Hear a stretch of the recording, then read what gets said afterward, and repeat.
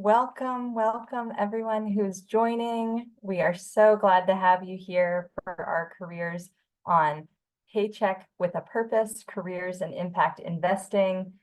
Butaki, Cecilia, Doreen, Grant, Jefferson, Tejas, Victoria, University. Really glad to have you here. We are really in store. We have a really great webinar in store for you and are excited that you're here. If you want to let us know in the chat where you're joining from, it's always fun to see the spread of where everyone's based. My name is Jennifer Bongora. I'm Nextford University's Director of Career Innovation, and I am calling in today from Lilongwe in Malawi. And excited, you'll see soon where our panelists are joining from.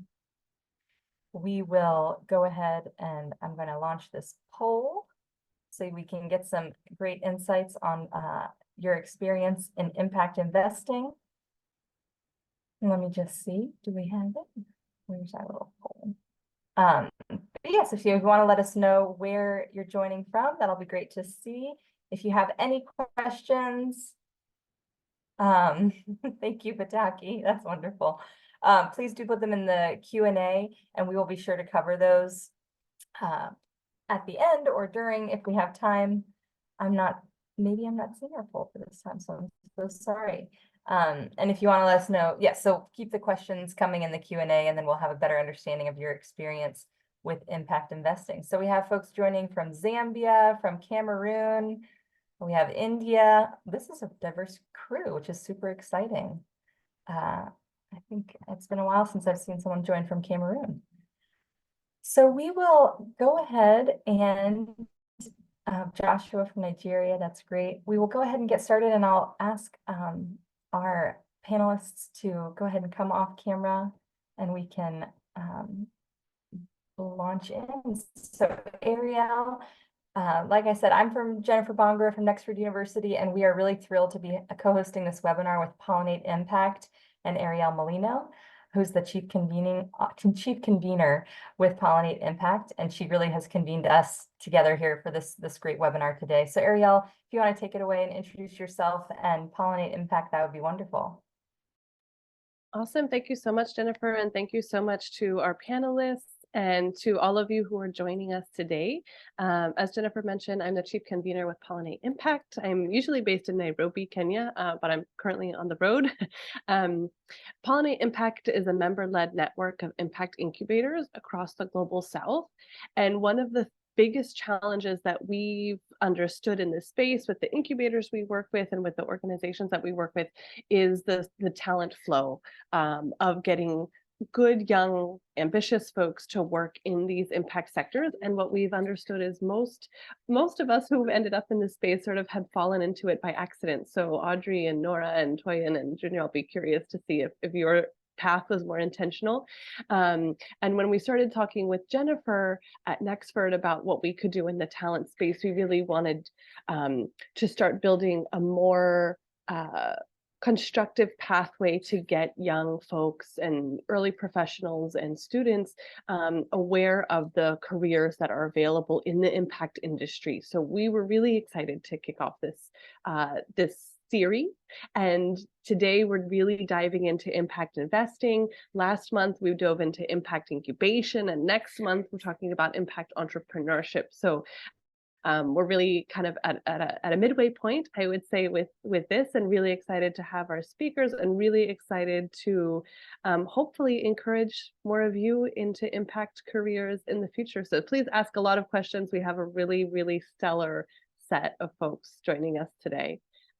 So thank you so much, and back to you, Jennifer. Wonderful, thank you. And so we'll take a moment now to I'll say, who is joining us, and then I will love for our guests to introduce themselves really and tell us, a little bit more about maybe their present, past sort of scenario for their career. So what they're doing now and what led them there. And then over our conversation in this webinar, I think we'll uncover more about their paths and the full journey.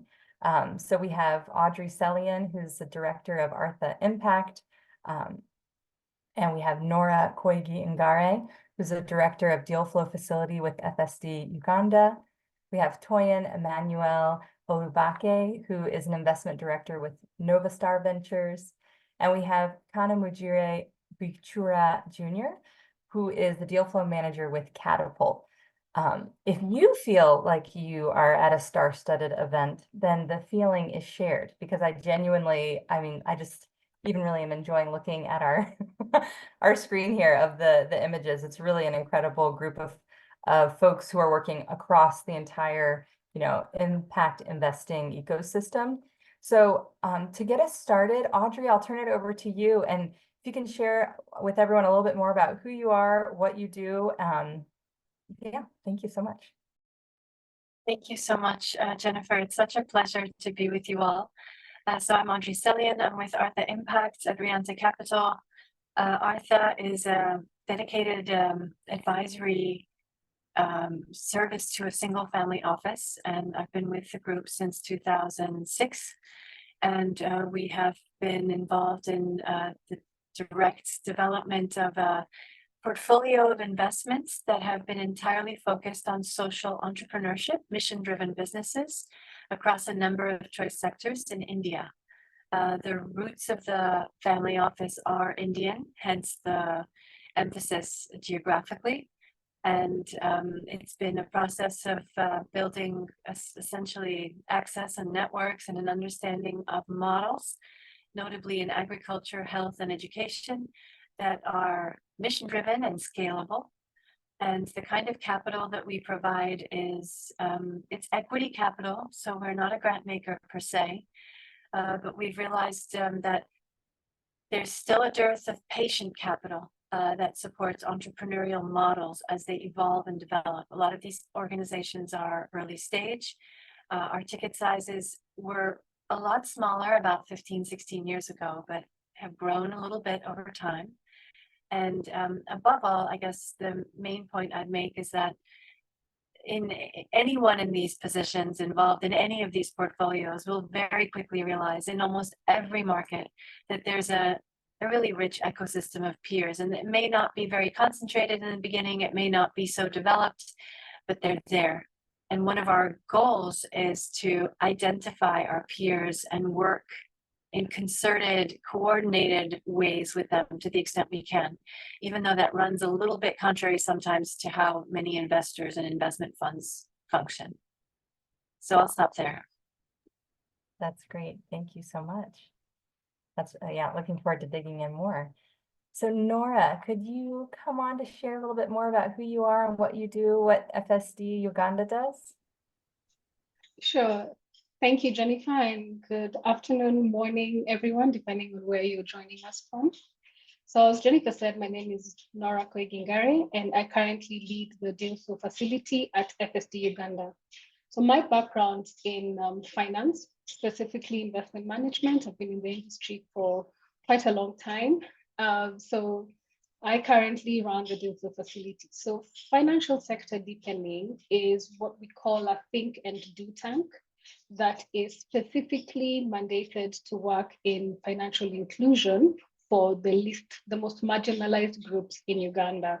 So what we do is we promote access to quality, low-cost financial products and services for these groups, and also creating opportunities for Ugandans to become economically self-sufficient.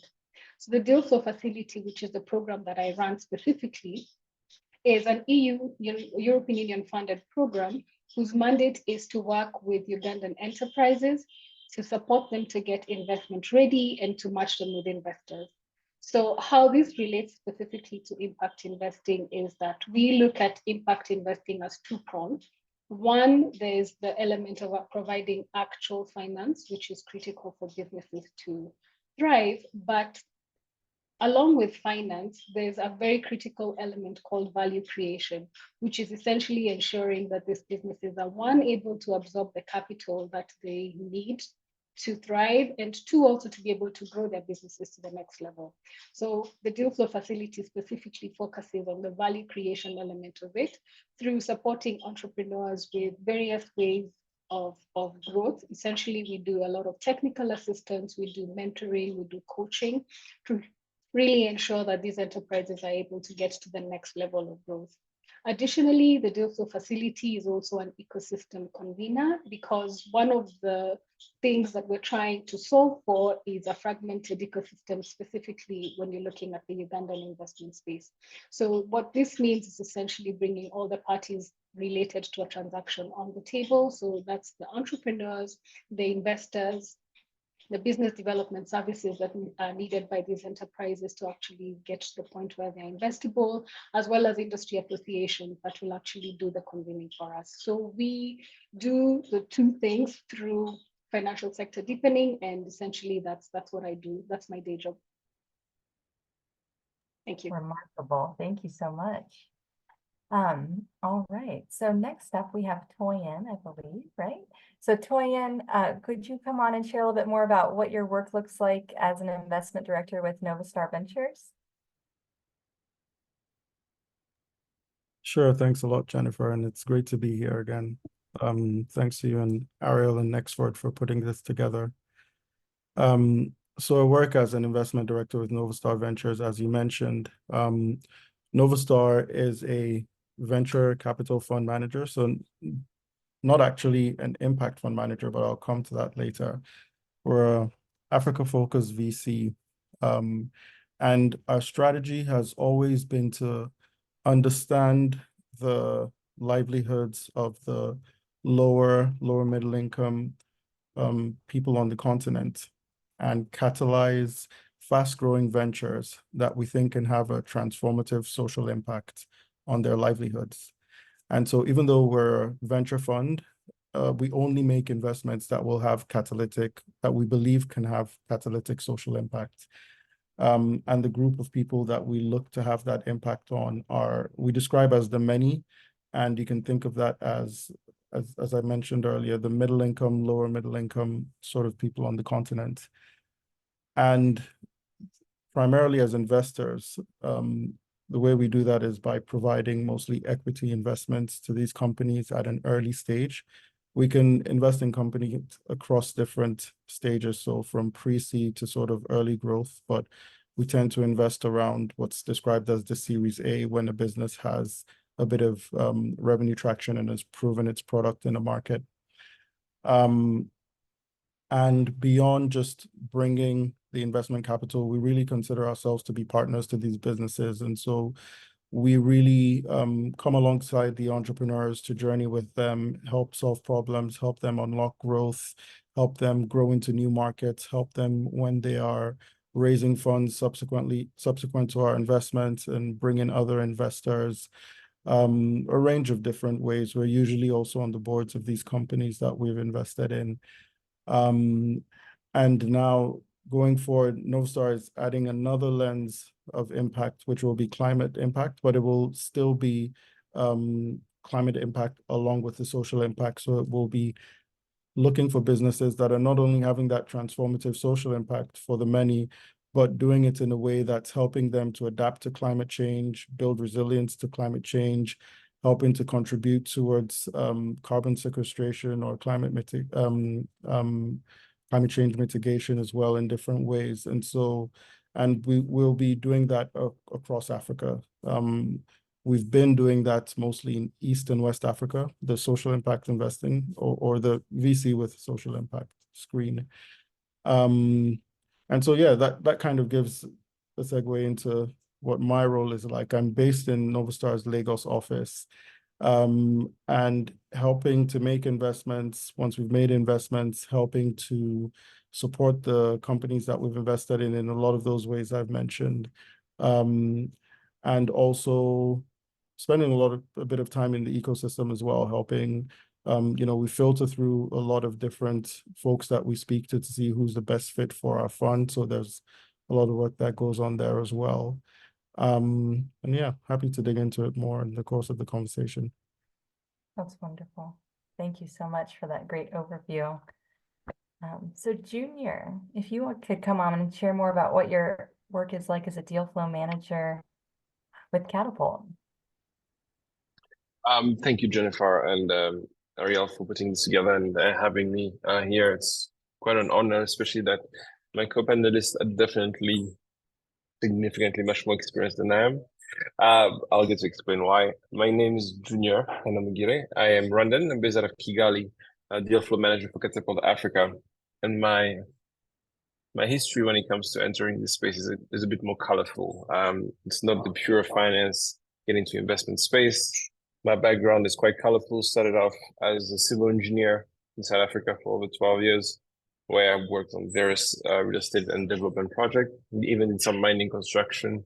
But at a very early stage, I found myself finding solutions and gaps and starting my first startup in South Africa when I was 24 years old.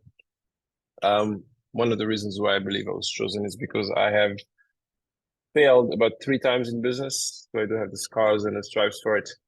And it wasn't until I came back to Rwanda in 2014 that my journey as an entrepreneur really took over and I actually became known by the name of my startup.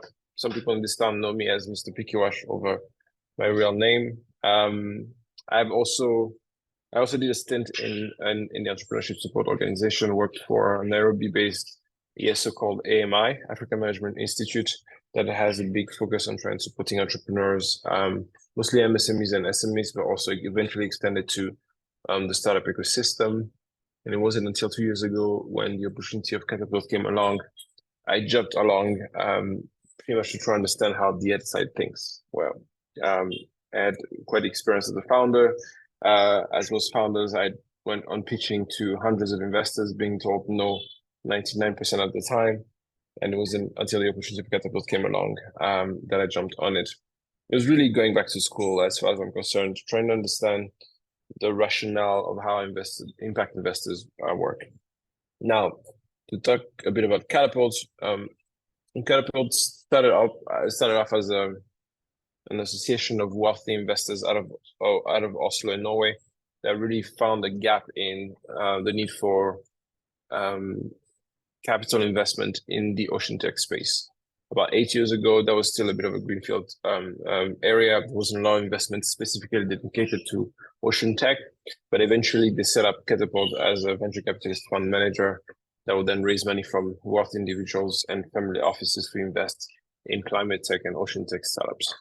5 years down the line, they quickly realized that 30% of the investments were done on the African continent, and a decision was made to dedicate a specific vertical for investing on the continent, which is how the Kigali office was launched in February 2022. I think I was hire number 2 or 3, where we pretty much decided to see how we could learn from the successes of the operation of the group in Oslo and duplicate them on the continent. I came in as a deal flow manager pretty much to say that I am involved in the entire process, starting from scouting and sourcing, due diligence, investment committee presentation, deal structuring and negotiation, all the way to actually dispersing the capital. And we've had quite a bit of success since we launched in 2022. We've made 17 investments. The idea is to make an additional 15 next year, mostly focusing on sectors of agri-tech and food tech. So the vertical and climate tech, sorry. So agri-tech, food tech, and climate tech. So the vertical in Africa only specifically focuses on these 3 areas, and we've invested in quite a wide range of companies that are really within the ecosystem of those specific sectors.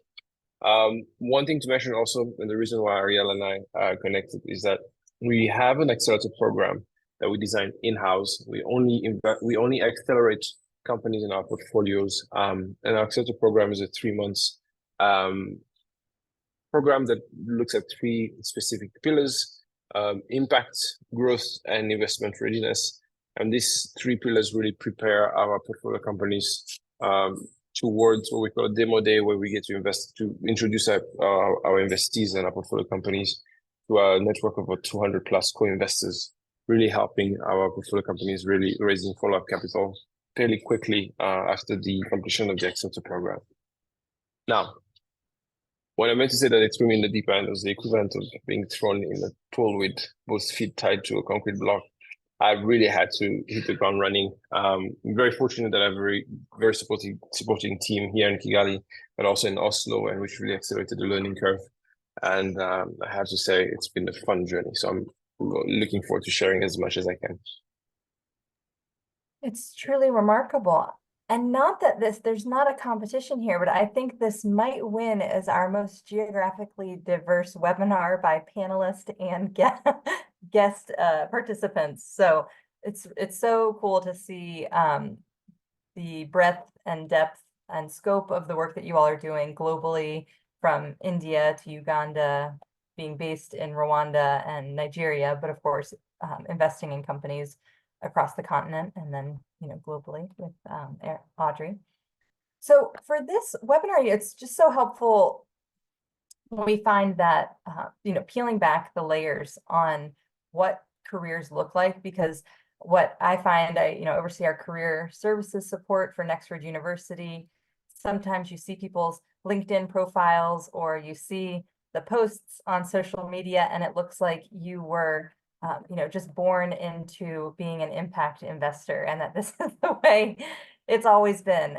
And I'm not pitching anyone here on an alternate LinkedIn platform, but sometimes I feel like we need the layers between. And Junior's talking about failing 3 times before landing where he is now. So you all have shared about what you're, who you are, the organizations that you work with. It's so helpful. I think it's interesting too. Hopefully we'll have time to dig in to what Toyin is saying and how Novastar Ventures doesn't necessarily, if I understood correctly, identify as an impact investor, but they're the work that they're doing aligns definition-wise with what impact investing does. So I think that's interesting. There's a lot of nuance in this space.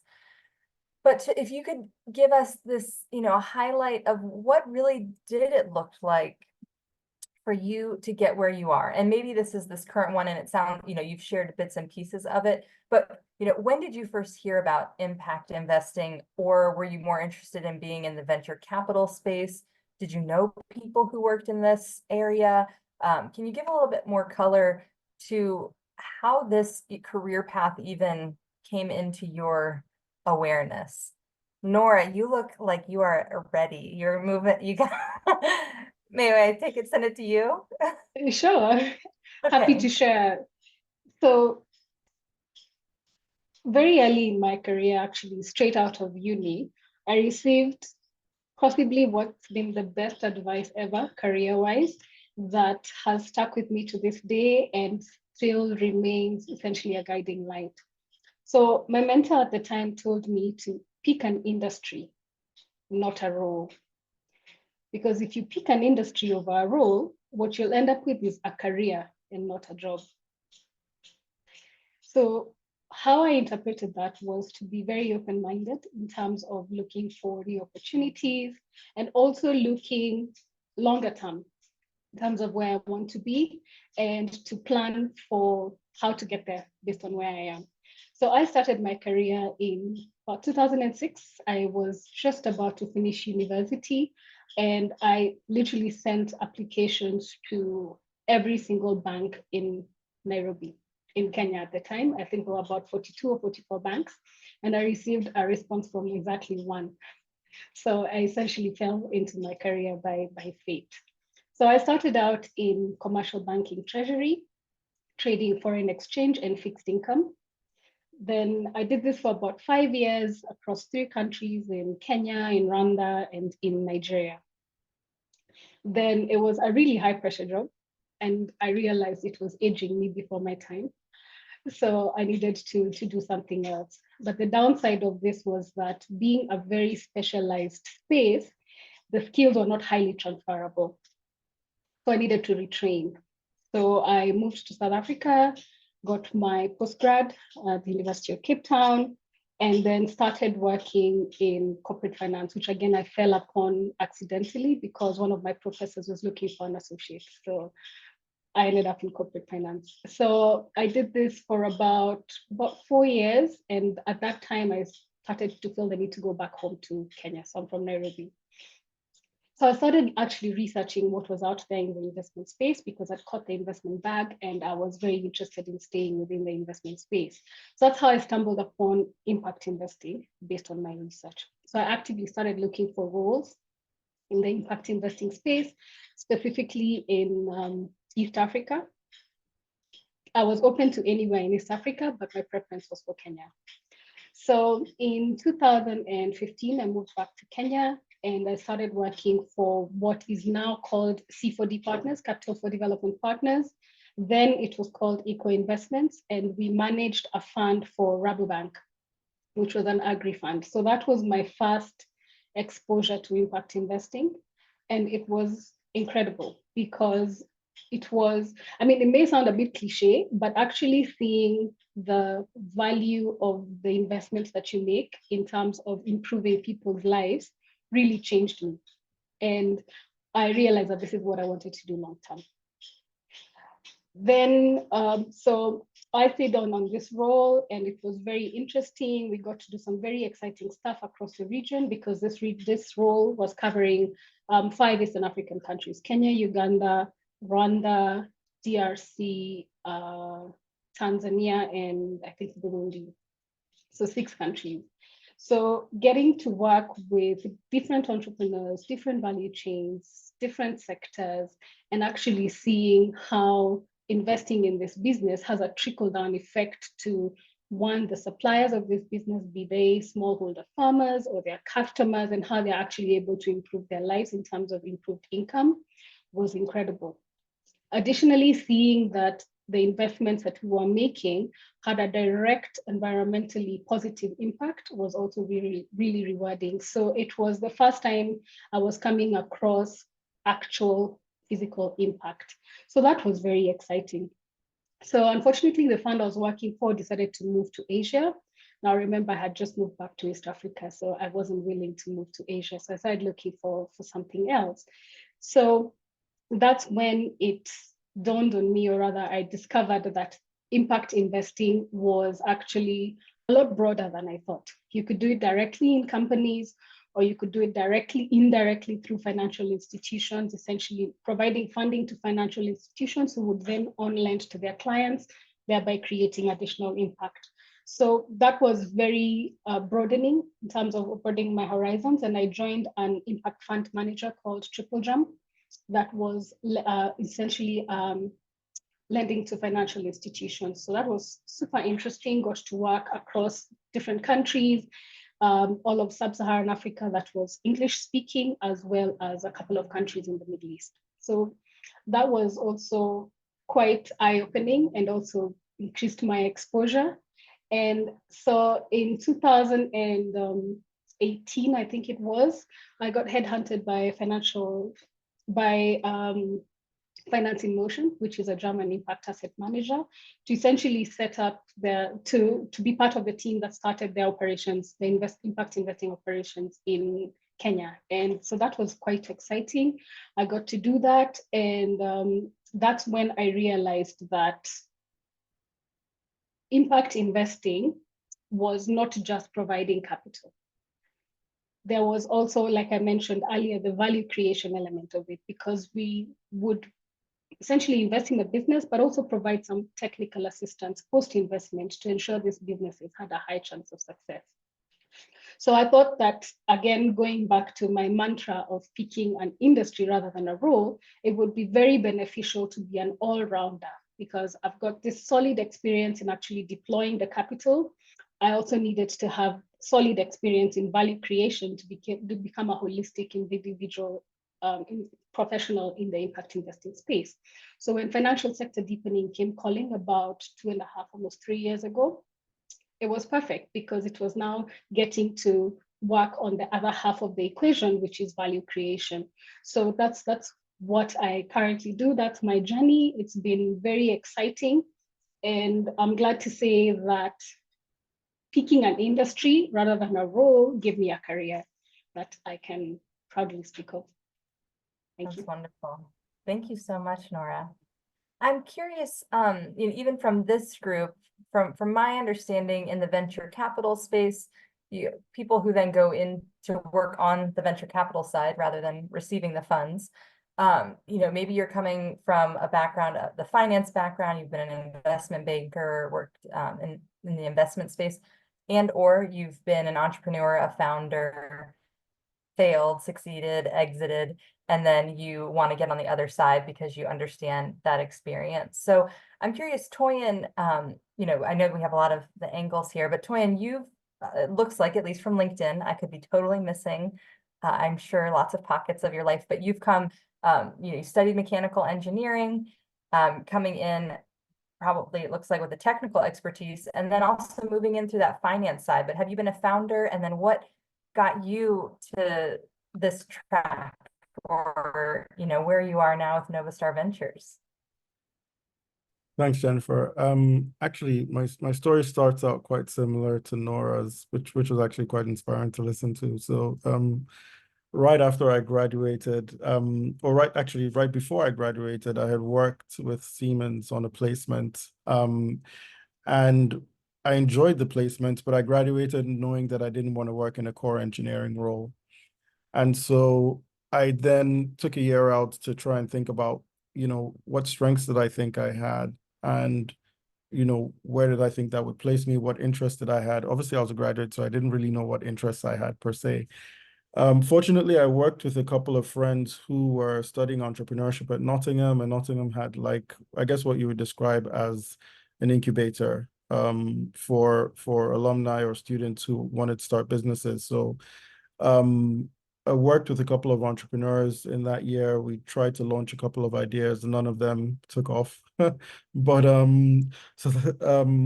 coming out of that, I kind of felt like finance was a great place for me to focus on. I saw the need that entrepreneurs would have to access capital and how difficult it could be. And with my engineering background, I was quite comfortable on the numerates side. And so it was kind of like a simple sort of triangulation at that point. And then started to get some finance qualifications, and I studied in the UK. So at this point, I was still in the UK.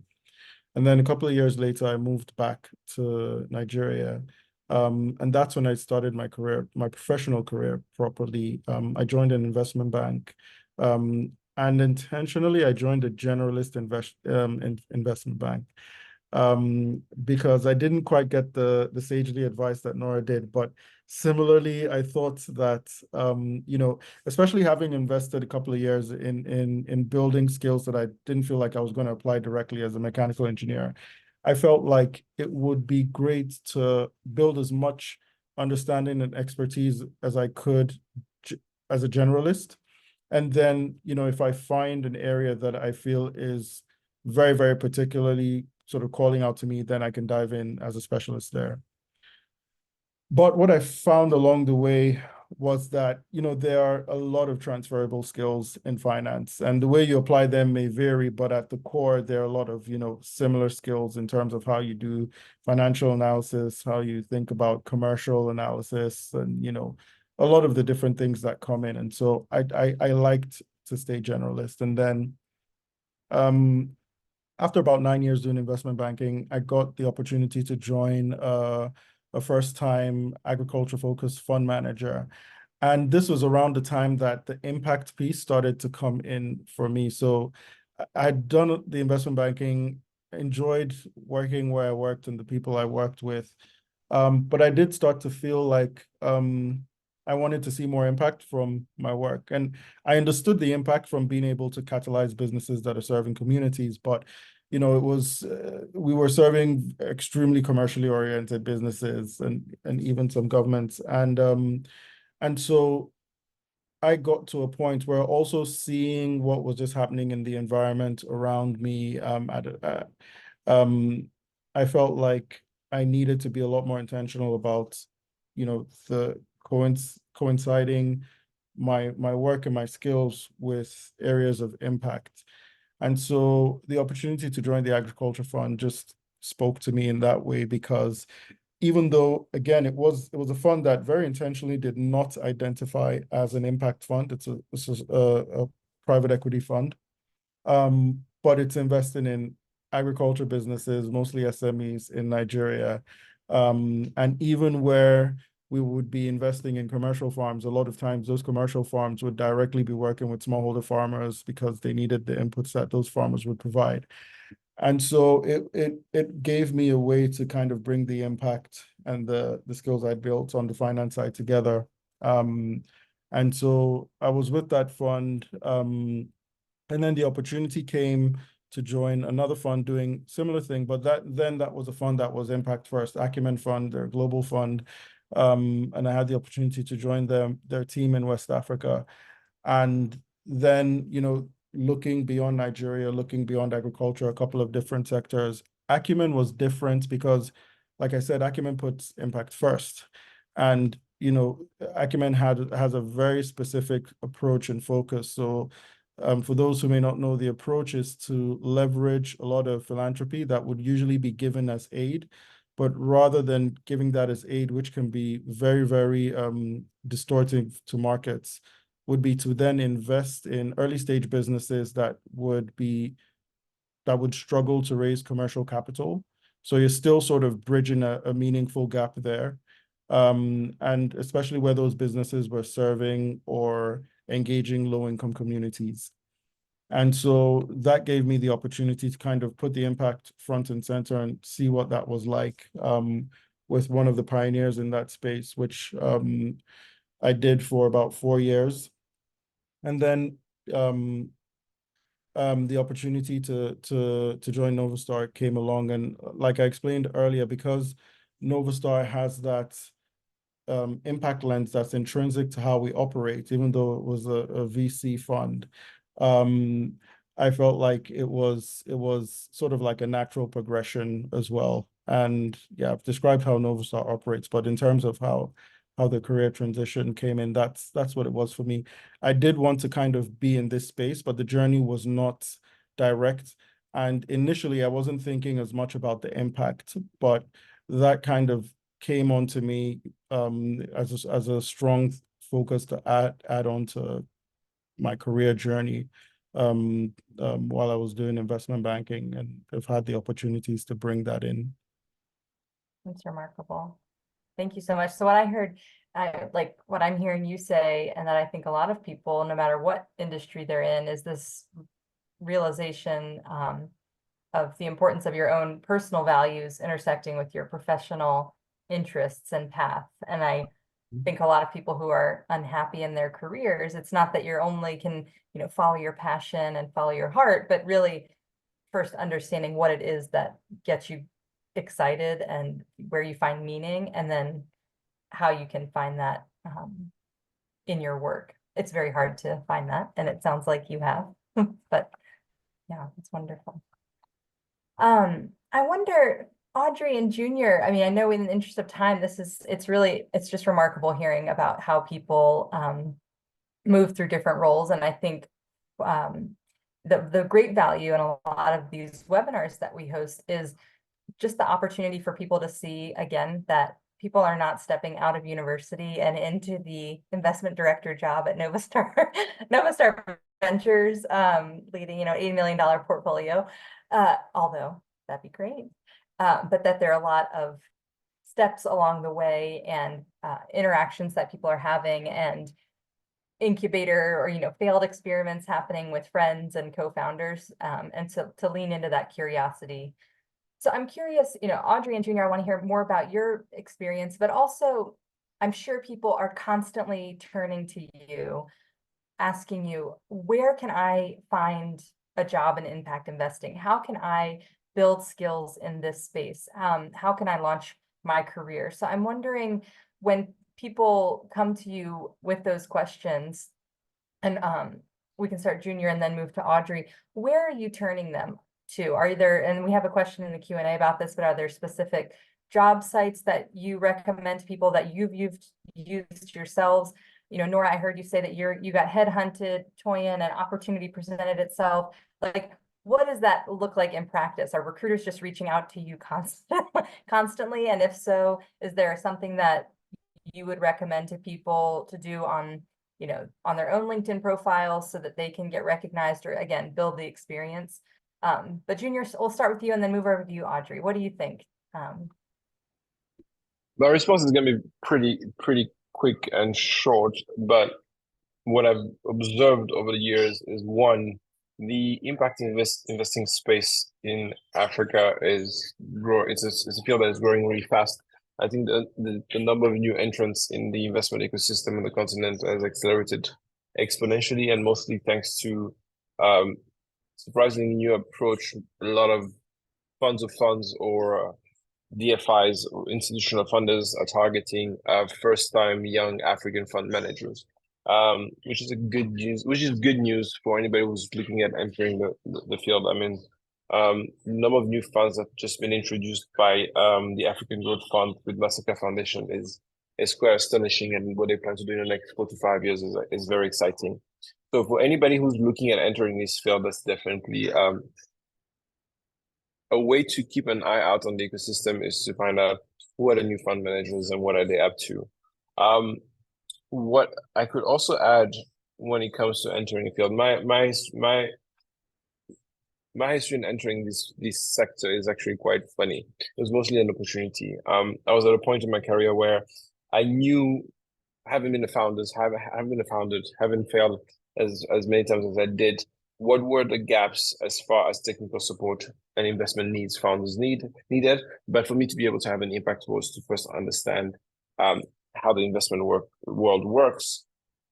A joke that I went back to school when I joined Catapult, because I really had to unlearn a lot of things that I had picked up as a founder, as an engineer, and with my very limited finance background. The intention behind most of the impact fund managers is 100%, most of the time 100% pure. From the founders, especially African founders' perspective, it can be a frustrating source of frustration when you feel like all you're being asked to do is just to report an impact matrix, which is usually the priority for these impact investors. But what I've learned very quickly into this role was that trying to find a way to explain to founders the reason and the reasoning behind why is it important for you to keep track on your impact metrics, and why is it important for impact investors, is a very good way to really help these founders find a lot of funding and catalysts, find the right type of funding for the startups. Now, for aspiring professional entering the investment field, the same advice I give to founders that I speak to is trying to understand the agenda, the impact agenda of these impact investors, because they all have different ones. In the case of Catapult, we are an impact investor first. Yes, we are a venture capitalist fund manager, but the impact is very at the forefront of what we do. And anybody who want to work with us will really do well to understand our priorities, for example, when it comes to the agri-tech sector. What are we trying to achieve? And if they get to understand that, for example, what is very important for us is to mitigate as much as we can post-harvest loss, then you come in at a very powerful angle to have a chance to work with Catapult. Fortunately, we're not hiring at the moment, but we're going to be growing very fast as we're in the process of closing a much larger fund that will look at the team eventually expanding. I think I'm going to stop there. I feel like I'm going all over the place. That's great. Thank you so much, Junior. It sounds like it's the job search advice that I would encourage a lot of people to adopt, which is, identifying. And I love how Nora was saying that her, the 44 banks that she applied to in Kenya, but knowing, Googling, what are the 44 banks in Kenya? Making your spreadsheet, what are the list of funds? Where are you wanting to work there? And then targeting them, doing your research, identifying those fund managers or the hiring managers, leaders within. So that's really great advice. Thank you, Junior. Audrey, you're representing another super exciting aspect of it. So the single family foundation approach, where I imagine you all are not maybe I could be wrong. You're not a huge team, and so what did it look like for you coming into this family foundation, and where do you turn folks to for resources when they ask about them? Thanks, Jennifer. I'll share a little bit about my story, which is one of no clear path, relative confusion upon graduation. And I graduated a little earlier in 1996 from college and applied to every bank I could, Nora, but didn't have anyone to give me the kind of advice that you got, and ended up getting hundreds of letters. I think I got 3 responses. I finally got one position, and I ended up doing, do you guys remember Y2K testing? in 1999 when they thought that the computers were all going to explode because of the numbers. So I did mind-numbing, soul-destroying work at that time it was the freshly merged PricewaterhouseCoopers. And it was an utter just shock. I mean, you're, as a young person, you have some hope and some sense of you want to find purpose, and then you end up doing projects like that for months on end, and you're like, okay, this is completely meaningless, and why am I put on this earth? So my journey was a little bit more roundabout because I had a complete existential crisis after a couple of years of that, and I thought I'm originally of Armenian origin, and I got to go and visit the country in 1999. And there I was like, okay, I want to do something else. I have to do something, development, tied to development. So my response was to run back to graduate school, and then ended up I thought the answer was getting something inside the United Nations or under USAID because I knew people there. It was a very roundabout, circuitous journey. And so what I'm going to share is like probably the least helpful thing ever, because I didn't even know what a single family office was when I bumped into one. The good news is that this ecosystem today is so much more concentrated and vibrant and identifiable. There's so many more vehicles that are self-identified and very well networked inside, whether it's a venture philanthropy network, a pure philanthropy network, an investment network, an angel network. There's so many different clusterings of those who are embedding mission into their tagline. Now, whether or not, sorry, I have a dog barking in the background. Now, whether or not that actually translates to actual meaningful mission orientation, which necessitates truly a mind shift. And I'm not sure what it is. I think it's your background, it's your childhood, it's your family sensibilities, it's what you've seen in your community. I do think that there are so many well-intentioned investment managers out there today who are looking to hire in their own image. I'm not sure that was the case earlier. And the way I ended up in a family office was essentially completely by accident. But it just so happened that the person I met was saying, we want to find somebody who's interested in development, but also has some private sector experience. That's as specific as it got at that point in time.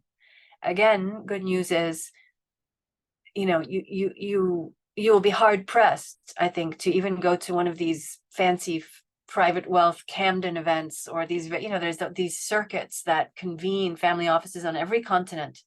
And you'll be hard pressed to attend an event and not see at least one panel, one workshop, one thematic area that's focused on, okay, what's the purpose of capital, and what's the purpose of our system, and why are we doing this? So when I meet young people today, first of all, and I think this comes back to this really lovely book that was written by Adam Grant called Give and Take, where you do this, he's done this incredible empirical, like historical analysis of like who ends up doing better in the end, the ones who give, like without thinking about what they're getting in return, or the ones who are, opportunistic and takers. And you kind of know quickly when you meet somebody how that flows. When I meet young people, I introduce them to every person I can possibly think of that could be useful to them. I think it's really important to do that, to try to make the links, even if it's random, even if it's just informal and social. And we've been doing a lot of informal convening. None of it is monetized under this banner of impactforbreakfast.com. And it's a system that it's just about getting people together in their cities. We did it in London. We started 15 years ago every month. And, we offered tea and coffee and whatever else we had on hand. And we realized, the chances of people liking each other, working together, and coordinating their actions is higher when they like each other and they know each other. So we've been doing that for 15 years in London. That network grew. We set up a system.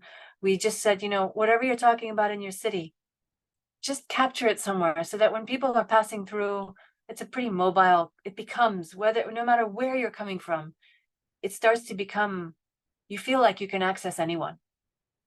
You feel like you can reach pretty much anyone who's in the like-minded tribe of those who care about the same things and whose values are aligned. So now we have 34 cities in this network. We haven't done anything.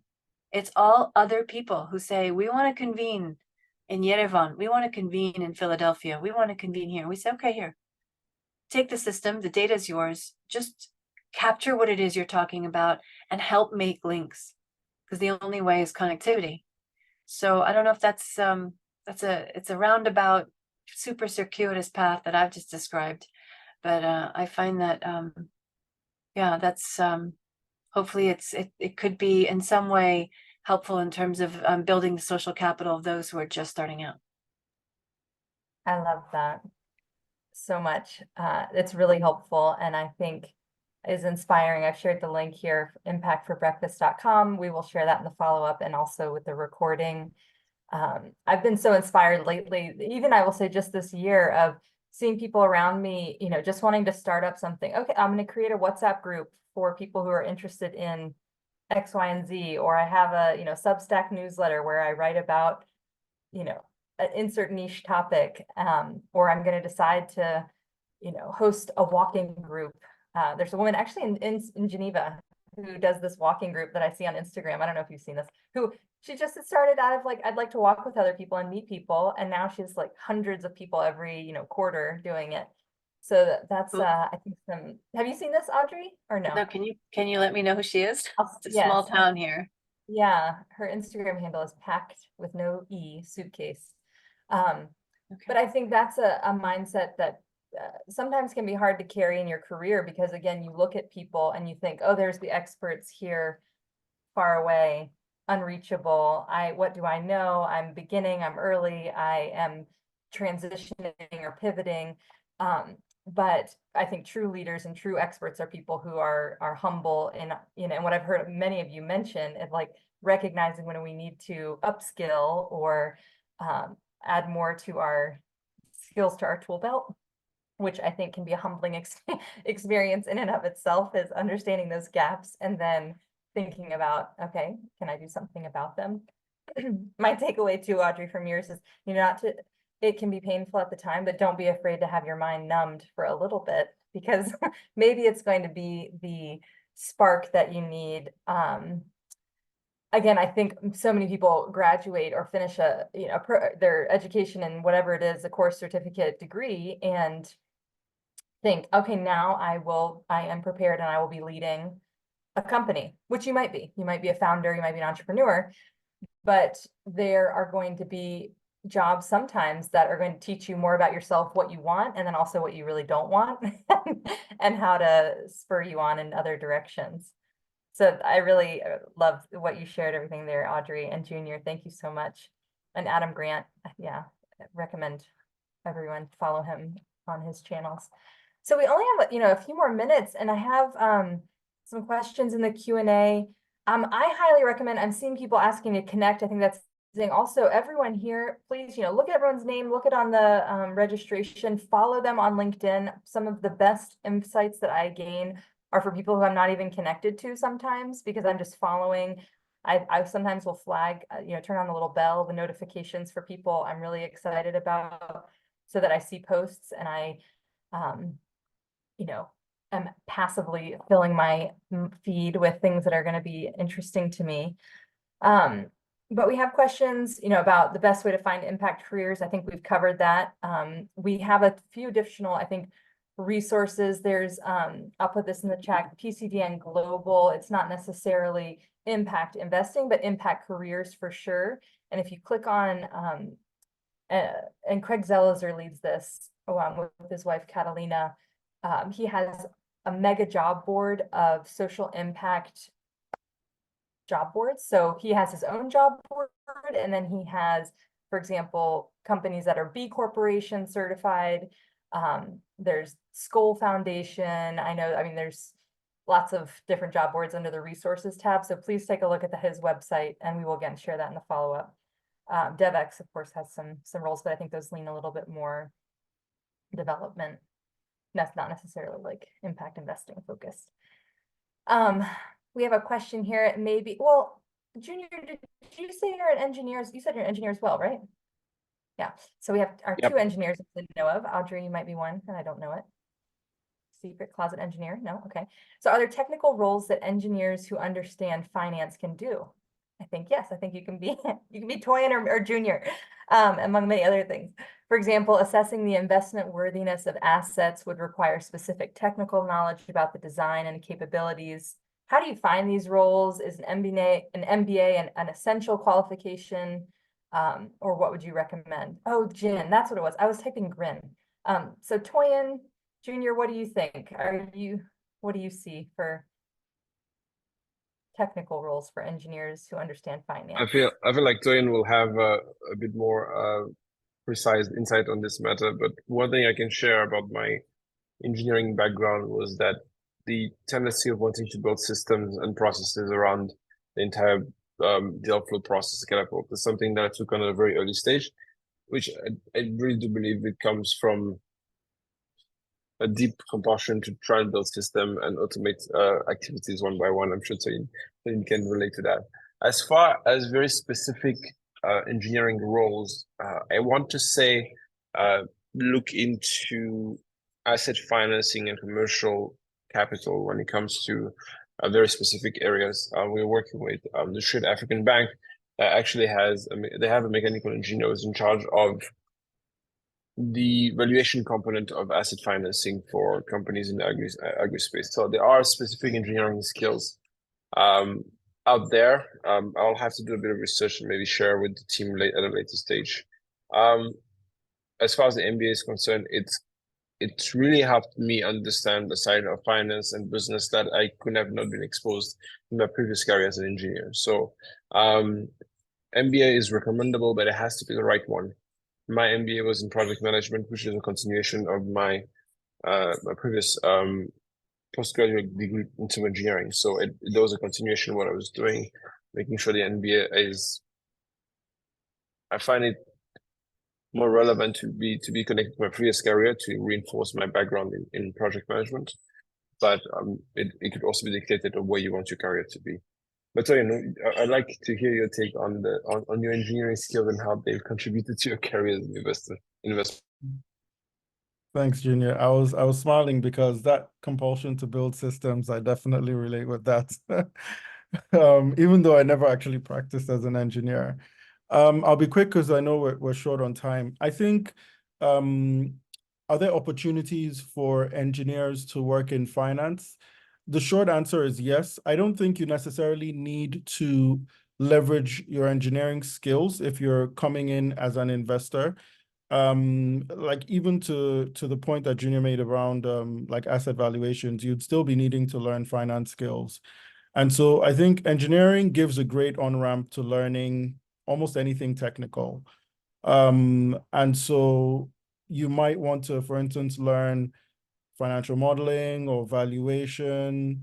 One of the things I will say about impact investing in general is that the finance skills are not everything. You actually also need a good commercial understanding, which is related, but actually different from the finance skills.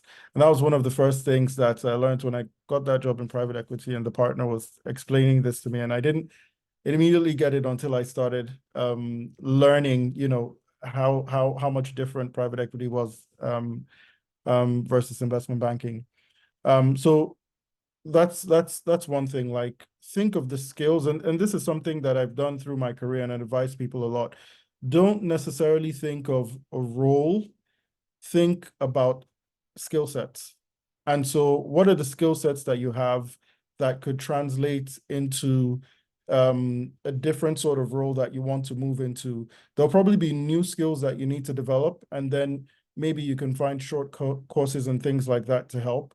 An MBA, I think, is sort of like a great standard. I think a lot of people consider an MBA as a great way to demonstrate you have a certain level of general knowledge about strategy, business development, commercial matters, finance, and so on. But it's not necessary. I don't have an MBA. But because of the experience I have, you know, and just to be honest, great fortune, I've been able to sort of come into the investment world. But yeah, I would say in summary that there's a lot of